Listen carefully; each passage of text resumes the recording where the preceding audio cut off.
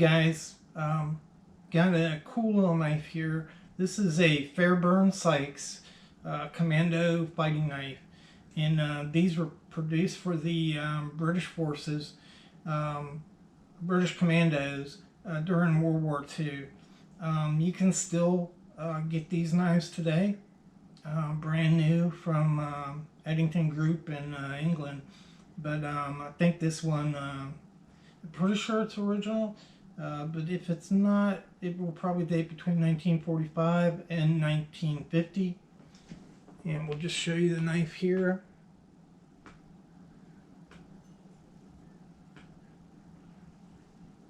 Pretty cool.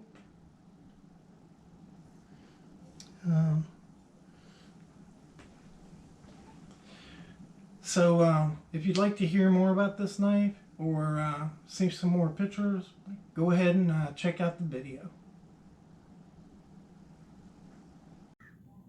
Okay guys, so this is a Fairbairn Sykes fighting knife.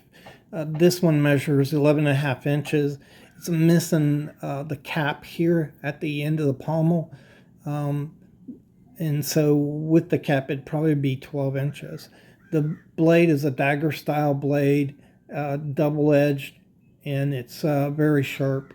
And this blade is 6 7/8 inch long. The guard is minimal. It's about 2 inches, and it's about 1/8 of an inch thick. It's pretty thick, really, for our guard. And the handle, which starts here and extends down here, is 4 3/8 inches. And again, that would be a little longer with the cap that goes on to here. So that's the dimensions of this knife. And Fairbairn and Sykes developed this on the onset of World War II. They were in the military and assigned to Shanghai City, where they served as police officers. During that service, Fairbairn was stabbed several times and he was beat several times. It was a rough neighborhood. Shanghai was the third largest city in the world at that time, and it was known as the most dangerous city. A lot of gang activity, a lot of organized crime, and a lot of lawlessness.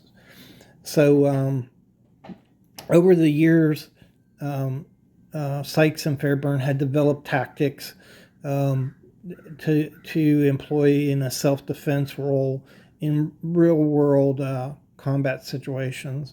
And so when they went back to Britain in 1940, by that time they were about 50 years old. They were too old for military service, but what they did do is train British forces. So they started off training the special operations executive agents, and these were the guys who went behind enemy lines, and they worked with local resistance organizations in guerrilla warfare against the Germans in occupied territories. And after that, they started training British commandos. They also trained the Office of Special Services, which was a United States intelligence agency. And as part of that, Fairbairn developed this knife. He felt the combat knives of the time were inadequate. And this knife is handle heavy, and he purposely developed it that way. It as you flip this knife around, it feels like it just wants to stay in your hand, and that's what his idea was. Is that if the knife was blade heavy, it would be easier to take out of your hand in a knife fight. And so this knife is really stable in your hand. The guard is adequate. The rings on this knife, grip your hand really well. But they don't feel sharp. So I think it's an overall well-designed knife. And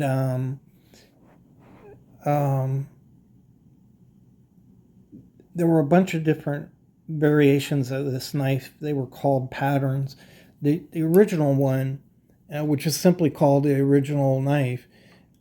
Looks like this knife, but it had a 5.5-inch blade, all metal handle, and the handle was knurled or checkered. It had kind of like a checkered design to it, and those knives were given to the first SOE agents, and then I think fairly quickly the Army came out with Pattern 1. Pattern 1 had a 6-inch blade. Blade was a little bit longer than the original. Still the knurled grip on the handle. All metal. They were all brightly colored. Fairbairn believed that the bright, shiny appearance of the knife would be intimidating, and so that's the way those knives looked. And then in 1941, the second pattern came out. The second pattern had a 6 and 7-inch blade, and the handle was still knurled. But in 1942, they blackened the knife, and so it was still shiny, but they just blackened it because that's what the Army wanted. And then in October 1943, the third pattern came out, and that is what the design of this knife is, the third pattern. On the third pattern, the blade was 6 and 7/8 inches long, and they changed the handle. It's still all metal, but it's an alloy metal. It's not all brass like the former patterns were, and that's because brass was in short supply.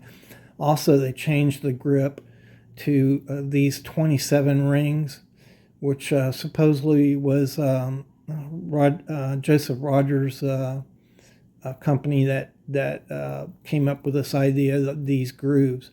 They work really well, though. I like them.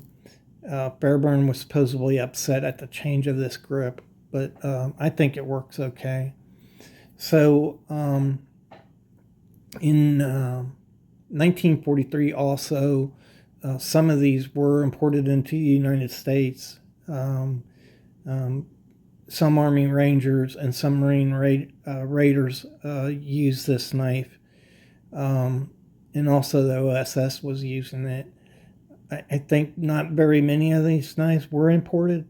There's no number given as to how many came into the United States, but the United States, I think, preferred to use the V42 and the Mark III trench knife. But after the war in 1945, look at how sharp that tip is on this knife, how pointy it is. It's just awesome. But in after 1945, the United States used these, the Canadian forces used them, and the Australian forces used them.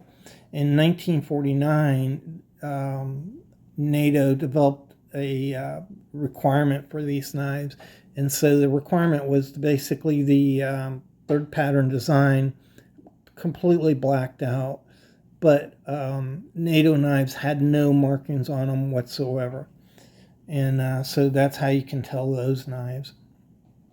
This knife, I think, relatively quickly was sold to the public, and I think today Eddington Group still produces this knife. This knife is marked with William Rogers, and at the time that trademark was belonged to John Clark and Sons, so that's probably the company that produced this. But sometime, I think in the 70s, I'm not really sure, but Eddington, bought the trademarks. I know in 1964, John Clark and Sons went out of business. So sometime after that, Eddington picked up the trademark. And you can go on Amazon and buy these knives. I don't know whether they're the same quality knife as these. The all metal handle, I would doubt that it's an all metal handle, but I don't really know either. So you just have to check them out. But these are just really, really cool knives. And, it's just a iconic fighting knife of World War II, and it's just fun to have one in your collection. I mean, I wouldn't even mind having a brand new one to have in my collection. I think this one probably, it could be a war produced knife, but I think it was probably an early post-war knife. I think probably this knife was made between 1945 and 1950, probably. It has a lot of the qualities of a war knife. If you look right here, it has the stamp there, the number 2 stamp. Let's see, there it is. So that's a molded stamp.